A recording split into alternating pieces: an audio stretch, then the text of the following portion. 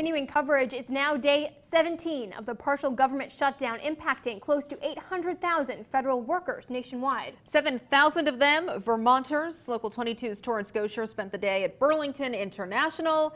He joins us now with more. A lot of people are talking about this, Torrance. Absolutely, Lauren, with many stories of transportation security officers calling out sick or not showing up to work across the country.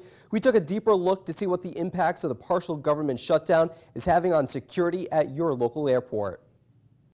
With the partial government shutdown entering its second week, transportation security officers are still showing up for work. I don't think I'd want to be working like that for nothing. On the ground in Vermont, Hyde Park's Jane Waterman just arrived from North Carolina. A normal line like you have, but it was what I really noticed was the attitude of the TSA agents, and I think it's perfectly understandable. Because as of now, these employees don't know when their next check will come. They're working and they're hoping to get paid next week, but there's no guarantee of that. Bruce McDonald is the TSA's Federal Security Director for Vermont. He maintains morale is positive. So the security from our perspective hasn't changed at all. Following reports the shutdown was leading to sick outs at some airports, McDonald told us not so much at BTV. Congressman Peter Welch said in a news conference Monday, the shutdown is impacting these security officers. You know, they make $30,000, $35,000 a year, and they've got bills to pay, childcare, rent, a mortgage.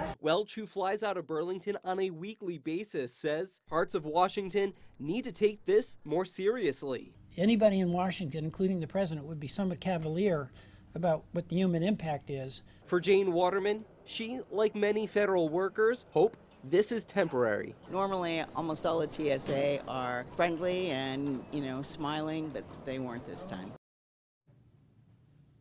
Additionally, I spoke with Bart Johnson. He oversees the TSA at Plattsburgh International Airport. He told me this very similar thing. Everything is essentially status quo.